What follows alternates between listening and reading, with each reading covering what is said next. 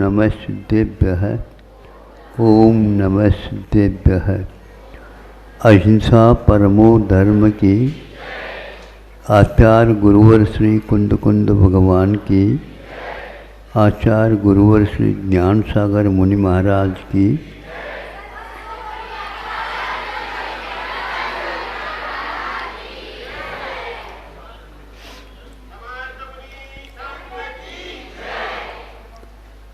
आप लोगों ने देखा होगा जहाँ कहीं भी तत्वार सूत्र और उसकी टीकाओं उपटीकाओं के ऊपर तीन लोक के मानचित्र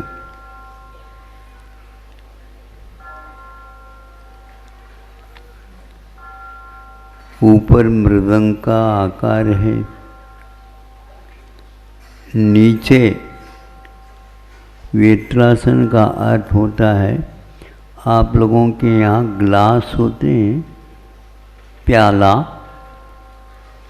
उस प्याला को पेंदी को ऊपर करो और मुख को नीचे कर दो तो क्या हो गया, ये वेत्रासन हो गया।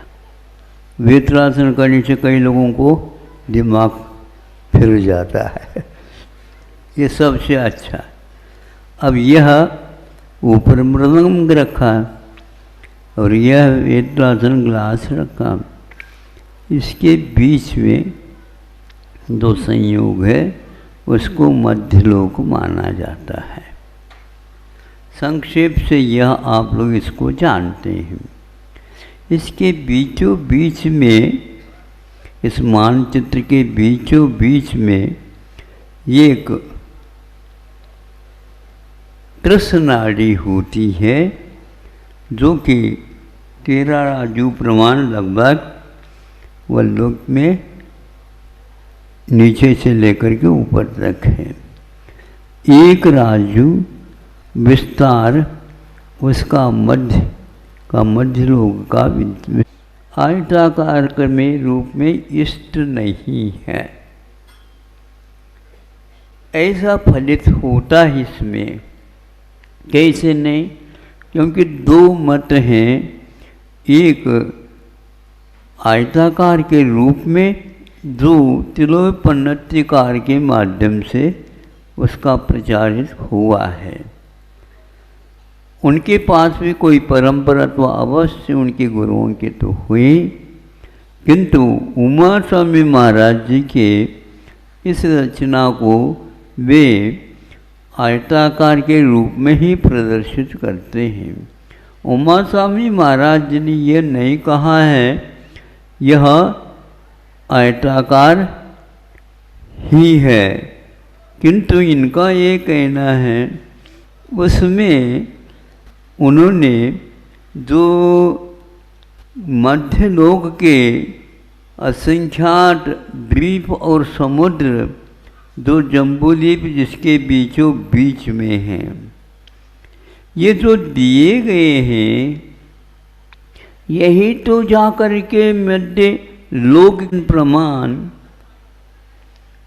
तो वह थाली का आकार है, वो वलयाकार नहीं, किंतु थाली का आकार है, तभी वह 1 लाख योजन प्रमाण विस्तार को लिए हुए रहेगा।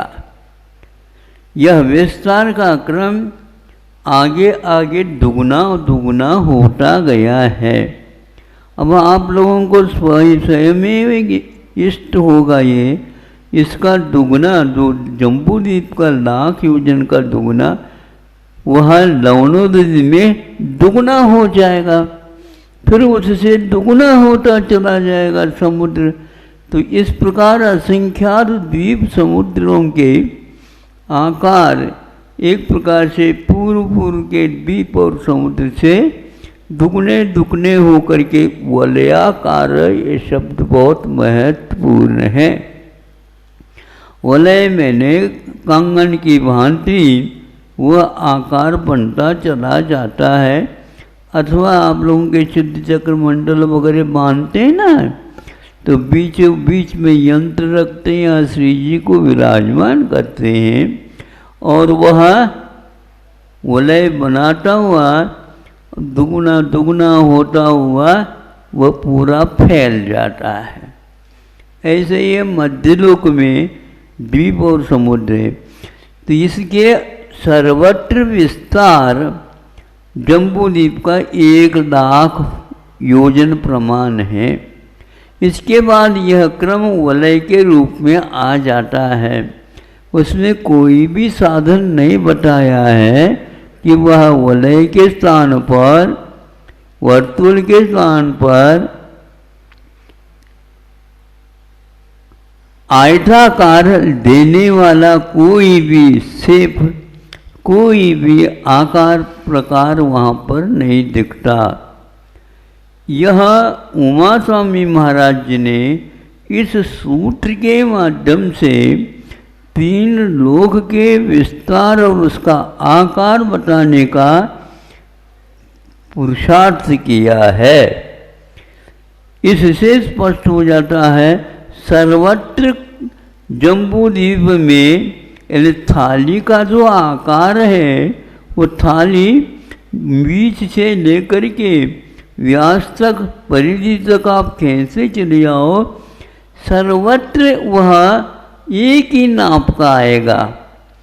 जो ही आप इसको आयताकार बनाएंगे तो वहाँ पर 10 बाय 20, 15 बाय 20 आदि आदि आकार आएगा। किंतु वलयाकार देखेंगे तो उसमें सर्वत्र 1,00,000 योजन प्रमाण होगा। ये थाली हो गए। फिर आगे आगे द्वीप समुद्र वलय के रूप में है, कंगन के रूप में है, तो उसके दुगना दुगना आकार बनता चला जाएगा। बाकी सर्वत्र जो वर्णन है बिल्कुल ठीक है। तो यह एक प्रकार से मध्यलोक की रचना में वर्तुल का निर्माण हो गया और वलय के आकार के रूप में बीच के द्वीप समुद्र हो गए। अब इसके नीचे जो वेत्रासन है उसकी ओर देखो तो यहीं पर जो आप बैठे हैं यह रत्न प्रभा रूप एक प्रकार से नरक भूमि है। यहाँ से बहुत पास है नरक में, थोड़े से नीचे गए नरक में चले जाएंगे, सावधानी रखो। तो ये कह रहा था कि नीचे नीचे वह बढ़त क्रम से वह वेत्रासन अथवा पैदा दिया था, वह बढ़त क्रम से होता है। एक एक प्रदेश में विकास होता गया है।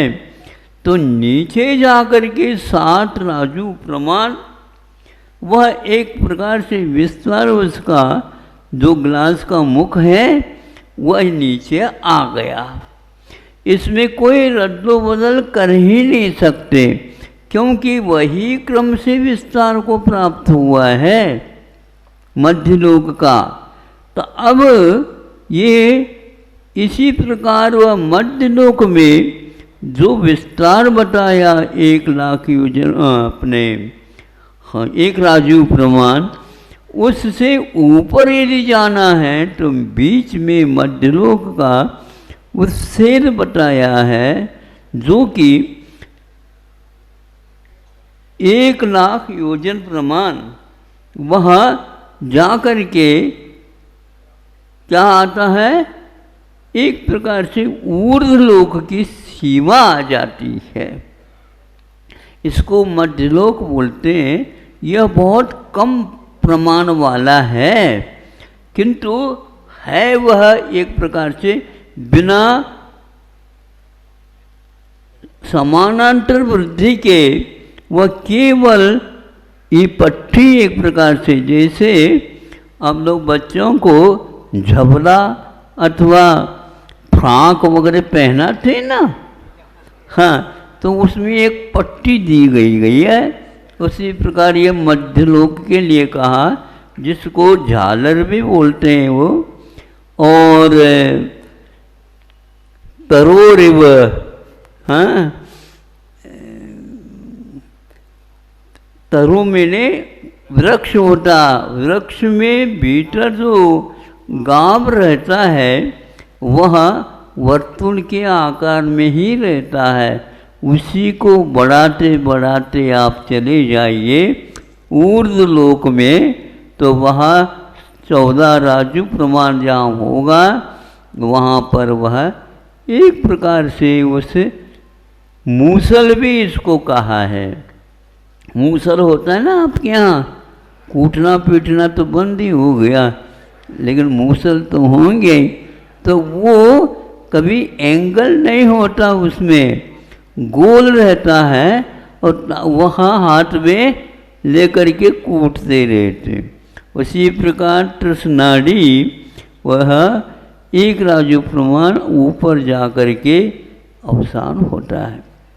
इससे स्पष्ट है यह ऊपर जो ऊर्ध्वलोक की ओर चला जाता है, जो मृदंग का आकार वह भी जो बीचों बीच में एक राजू प्रमाण जो तृष्णाड़ी थी उसी का विकास होता हुआ ऊपर जाता है।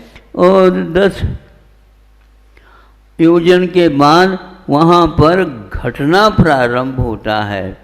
घटता घटता घटता वह कहाँ पर चला गया, 14वां मतलब 7वां राजू पूर्ण करता है, वहाँ पर रुकता है। ऊपर जाने के उपरांत भी वह गुलाई ही रहती कायम, और नीचे जाने के उपरांत भी गुलाई कायम रहती है। इसलिए लोक का आकार जो वर्तमान में आप लोग प्रदर्शित करते हैं, या मत तो है वो तो करते हैं, वो एक ही नहीं, किंतु यह गुलाय के आकार को लेकर के भी 3 लोक की रचना होती है। यह सिद्ध हो रहा है कि मध्यलोक के वर्णन के समय पर उमा स्वामी महाराज ने इस सूत्र के माध्यम से लोक के आकार को इस रूप में रखा है। यह निराधार है ऐसा नहीं, किंतु यह इस सूत्र के माध्यम से फलितार्थ निकलता है। इसमें से कहीं भी 7 7 7 राजू, तो इसके घन करने से 343 राजू प्रमाण वह विस्तार 3 लोक का हो जाता है। किंतु उमा स्वामी महाराज के अनुसार इतना नहीं होता, ये फलितार्थ निकलता है। अकलंग देव ने अपनी टीका में, राजवार्तिक में टीका में इसका खुलासा किया है।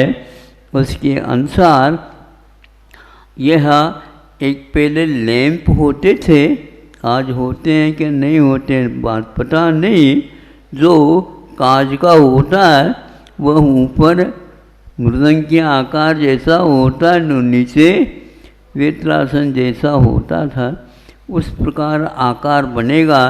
इस आकार को प्रदर्शित राजवार्तिकार ने किया है सर्वत्र शब्द देख करके। जहाँ जहाँ पर विकास क्रम होता है वह सर्वत्र उतना ही होता हुआ चला जाता है, एंगल में नहीं जाता। यह फलितार्थ है। आप लोग इस आकार के बारे में भी अच्छा अध्ययन कर सकते हैं, लेकिन जिस किसी किताब से नहीं, तत्पर सूत्र और उसकी टीकाएँ उपटीकाएँ के माध्यम से कर सकते हैं। और केवल 3 लोक के जो एक ही मात्र जो मानचित्र दिया जाता है वह एकांत हो जाता है। इसलिए हमें तत्मान सूत्र जब कभी भी मैं बोलता हूँ तो यही बोलना पड़ता है। हम इसमें से 343 राजू घन प्रमाण क्षेत्र को नहीं निकाल पाएंगे। अकलंग देव ने इसके लिए